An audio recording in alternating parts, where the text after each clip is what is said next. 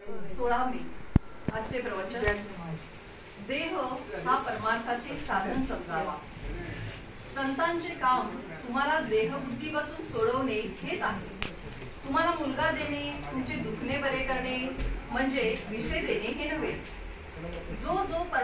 जे परमार्थाला लागावे तो देहबुद्धी तिथून ओढण्याचा जास्त प्रयत्न करा। विद्येची बुद्धी ही देहबुद्धीला धरून आहे, ती मारून आपण शुद्ध केली पाहिजे। याकरिता भगवंताच्या स्मरणासारखा दुसरा कोणताच उपाय नाही। कुत्रा हा आपल्याला रात्रीच्या पहाऱ्यासाठी उपयोगी पडतो, पण तो कितीही चांगला आणि उपयोगी असला तरी आपण त्याला पानात जेवायला घेऊन बसत नाही। त्याचप्रमाणे देहाचेही आहे। आतल्या खोबऱ्याच्या रक्षणाकरिता ज्याप्रमाणे करवंटी, त्याचप्रमाणे देहाला परमार्थाकरिता साधन मानावे। पण मनुष्य हा देहच मी आहे असे मानून सगळे व्यवहार करतो। वास्तविक आपण देहापासून निराळे आहोत असे पदोपदी दाखवित असतो। माझा हात, माझा पाय, माझा डोळा, माझे मन, फार काय माझा जीव असेही आपण म्हणतो, पण वागतो मात्र मी तोच आहे असे समजून।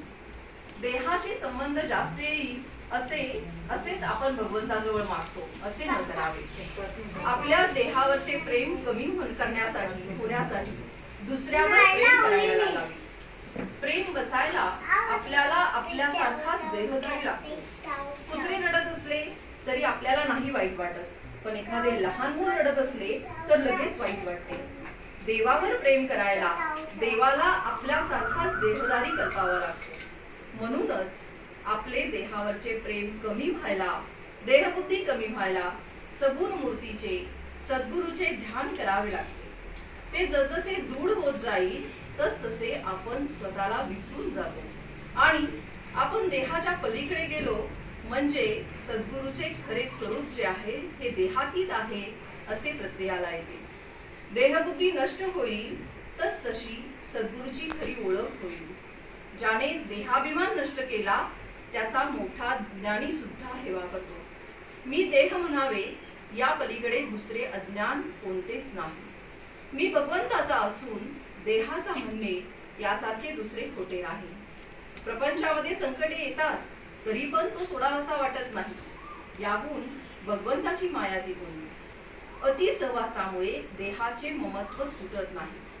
परमात्म्याचा सहवास, उदाहरणार्थ देवाला जाण्याचा वा जप करण्याचा नेम केला म्हणजे देहाचे ममत्व थोडे कमी होते।